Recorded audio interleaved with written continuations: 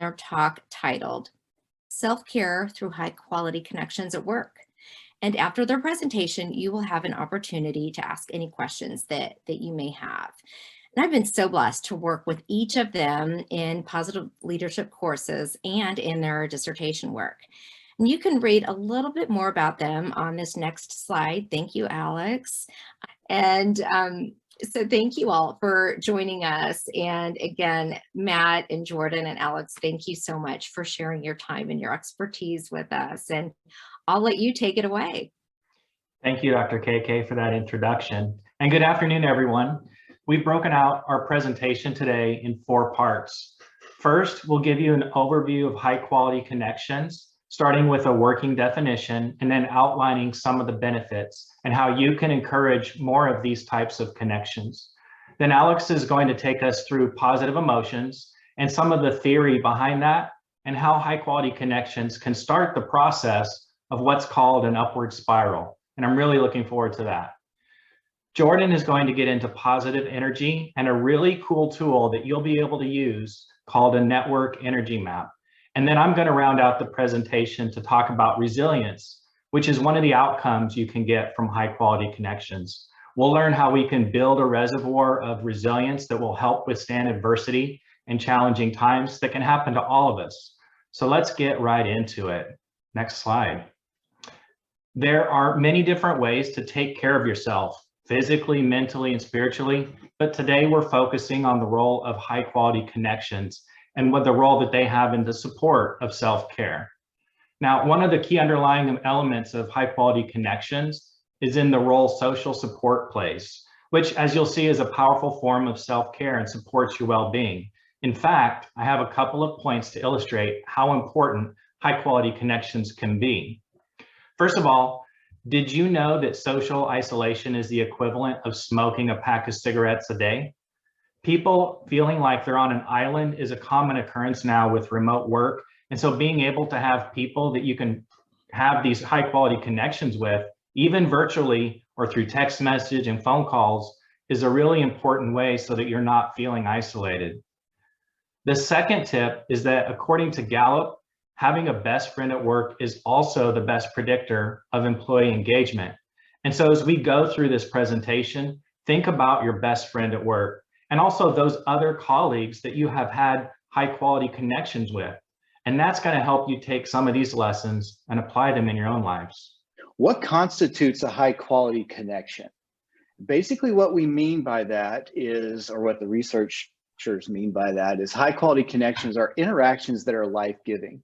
I want to stress that we're talking about interaction between 2 people at work, okay? And so that's different than a relationship, for example, in its overall sense of being.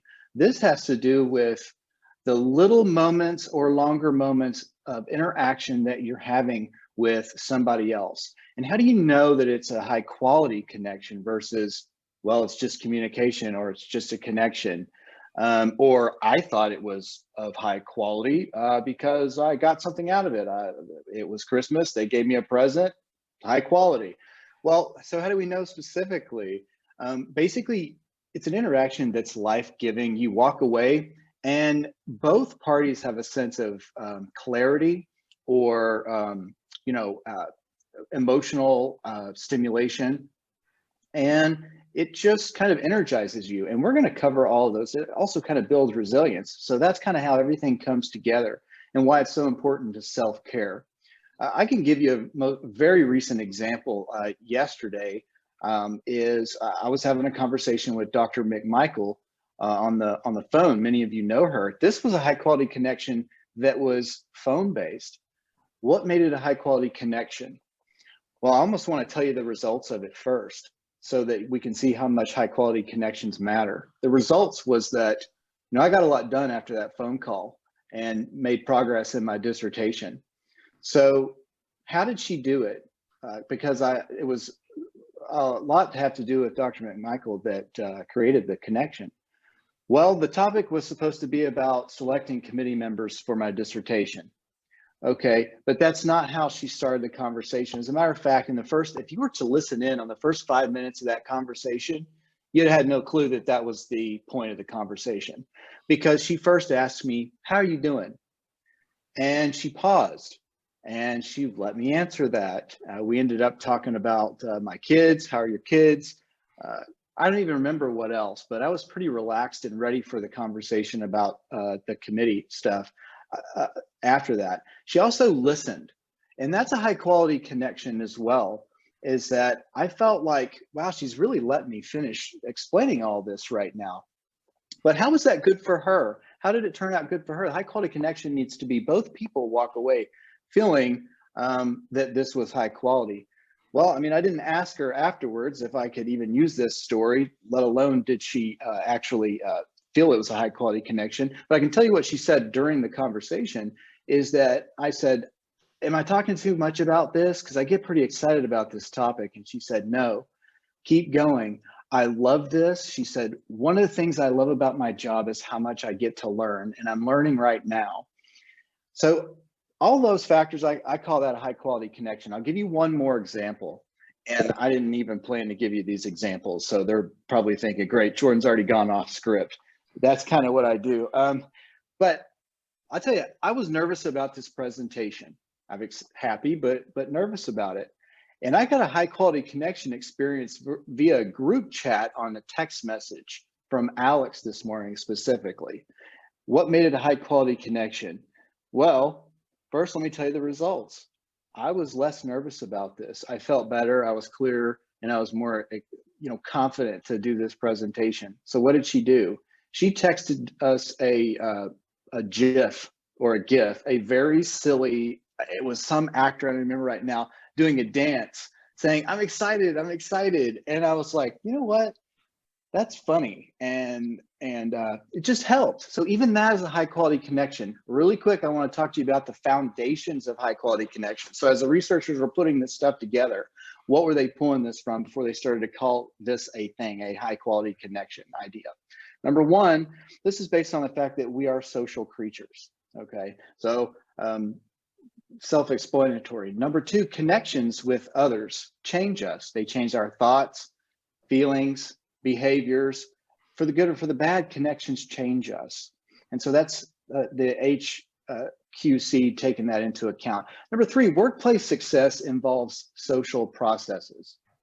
Doesn't matter what the organization is, it's not a bunch of people existing on islands in a vacuum or something like that.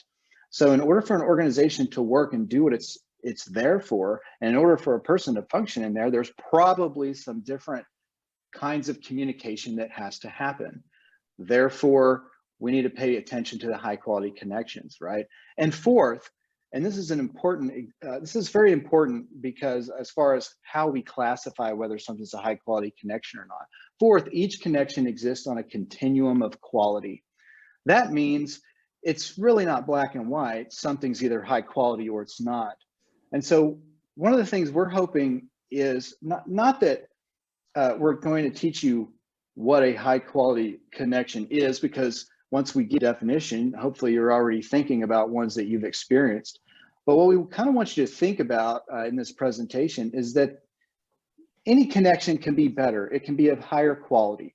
I'll give you an example. Let's say your colleague does a blog or publishes a paper. And a high quality connection would be giving them a compliment for this. Hey, your paper was awesome, or the blog was awesome. Okay, high quality connection because it was a compliment, and that's going to be a positive experience, going to elicit positive emotions, probably some positive energy, and help build resilience. However, how could it be even of higher quality? Hey, your paper was awesome because of the way that it synthesized an argument for servant leadership. So now I'm explaining, instead of just saying it was awesome, give more detail, even more so. And this is important because it's going to be good for employees and the way that you phrased it. And then an even higher quality of a connection might be in that interaction of giving the compliment, might be you ending it with, how can I help? Right? And maybe possibly taking that connection to the next level. So again, why is it so important? I want to go to the next slide and show you some of the benefits. Some of the benefits of high quality connections are listed here. And there's one thing I want to emphasize: improved relationships. That's number one here, because a series of high quality connections leads to a high quality relationship.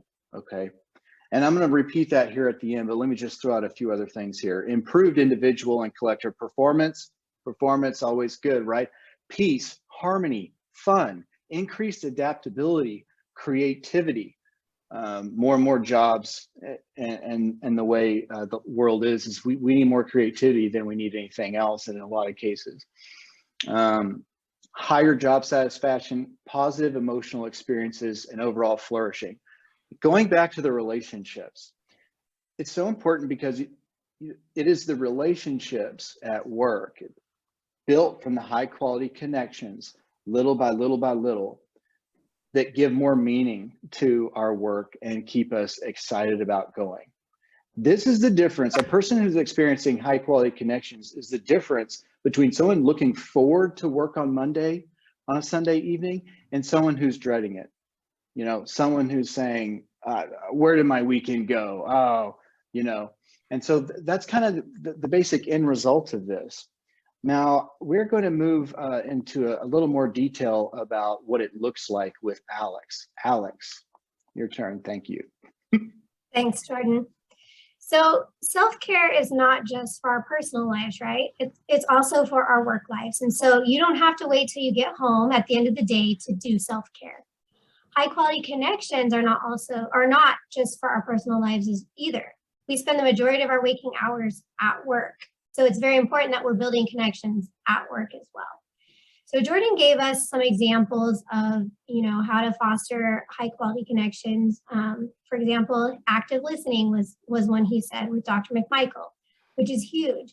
But I want to give us a couple more examples here. And so the first one is make positive statements.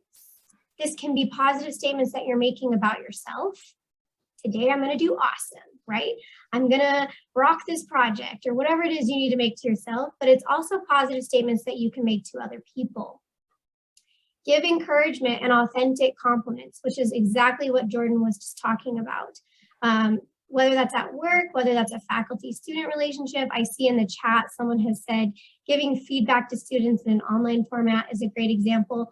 And that's huge because you want your compliments to be authentic, right? You don't want to just tell a student or tell your employee, good job in passing. Yeah, that feels nice. And maybe they, walk away feeling okay about it, but you want to make it more authentic, more personal. So tell them why it was awesome. Give them specific feedback, which is great.